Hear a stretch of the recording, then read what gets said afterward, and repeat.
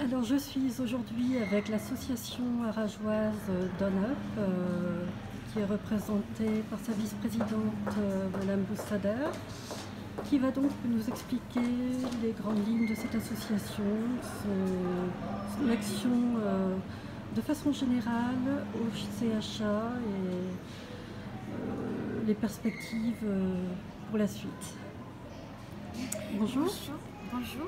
Donc voilà, je représente l'association DonUp.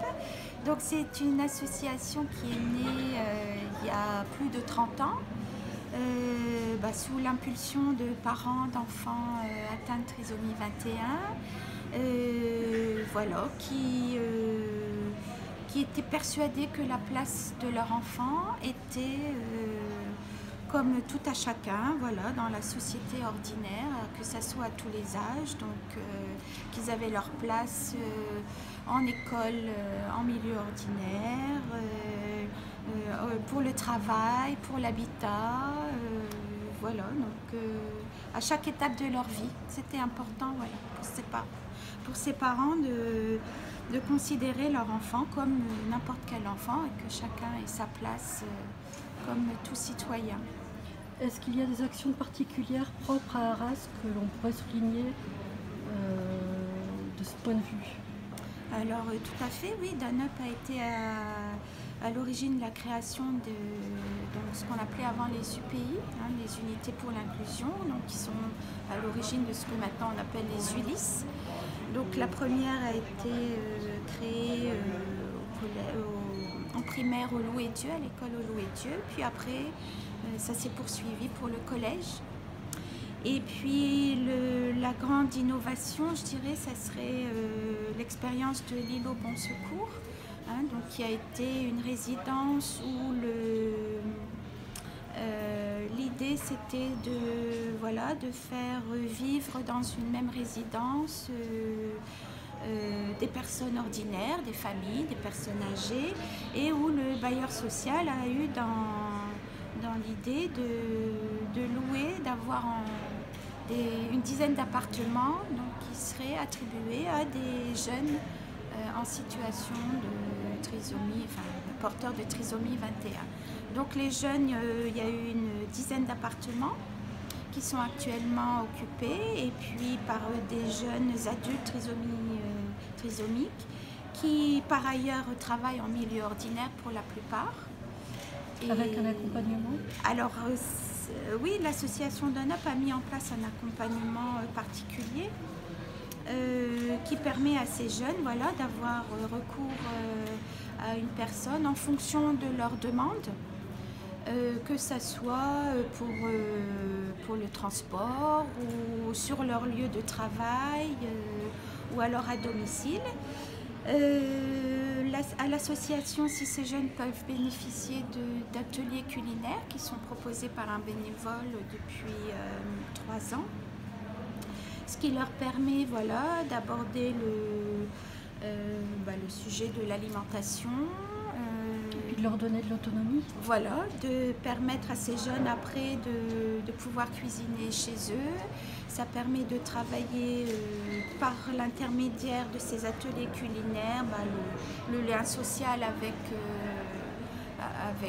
les autres jeunes, au cours par exemple de repas partagés qu'ils font entre eux.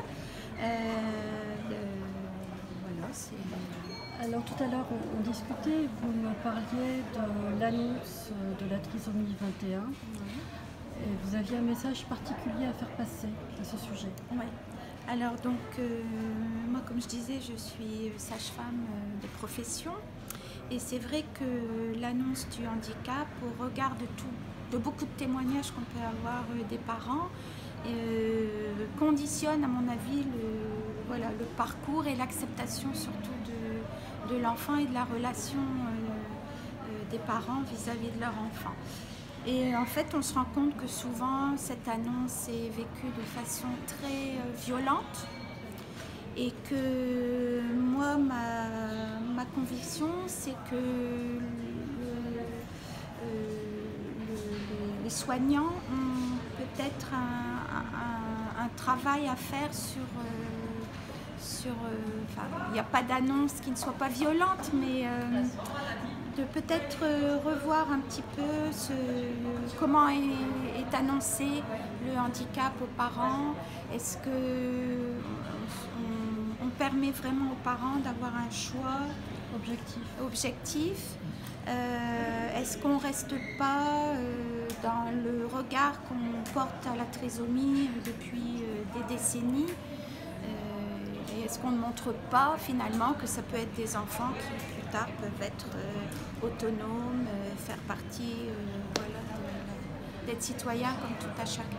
Est-ce que tout simplement ça ne relève pas d'une méconnaissance de la situation, comme on l'évoquait tout à l'heure, où les professionnels de santé, que ce soit le médecin traitant ou d'autres médecins, ont très peu de connaissances finalement des orientations possibles pour les jeunes atteints de porteurs de trisomie 21. Vous parliez de l'Institut notamment. Oui. Alors c'est vrai que d'une manière générale, le corps médical a peu d'informations au sujet de la trisomie 21. Et que c'est vrai que les parents se trouvent souvent démunis parce qu'ils ne trouvent pas l'information concernant l'accompagnement médical et pluridisciplinaire précoce qu'il est important de mettre en place pour le devenir de l'enfant. Et que voilà, on aimerait bien qu'il y ait une véritable information qui circule auprès, quand on accouche dans une maternité, que les parents soient guidés dès la sortie de la maternité sur le parcours à avoir avec leur enfant. Savoir, est-ce qu'il y a un accompagnement en kinésithérapie, en psychomotricité, en orthophonie, vers quel thérapeute je pourrais m'orienter plus tôt, à quel âge je dois commencer, combien de temps c'est à poursuivre, est-ce qu'il y a des préliminaires à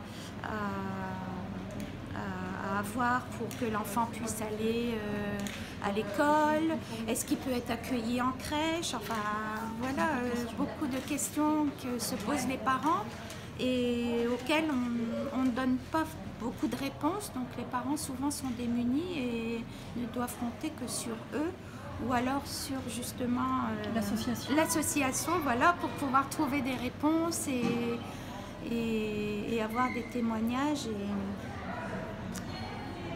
A priori, l'association apporte beaucoup de réponses parce que je crois comprendre qu'elle évolue de façon exponentielle et qu'elle connaît quand même pas mal d'adhérents. Vous êtes à combien d'adhérents actuellement? Alors on a un peu plus que 150 adhérents et on a des soutiens financiers, des dons et on a une équipe de bénévoles aussi qui s'investit et c'est vrai que maintenant c'est une association qui a évolué puisqu'elle est née de 30 ans, donc les parents qui étaient enfants il y a 35 ans sont devenus adultes et que là maintenant on a de nouveaux adhérents, de nouvelles familles avec à nouveau des enfants, donc l'association Don Up aussi est en train de continuer d'évoluer avec les enfants à venir. Pour toujours plus d'autonomie de ces enfants. Voilà. Oui. Très bien. Merci.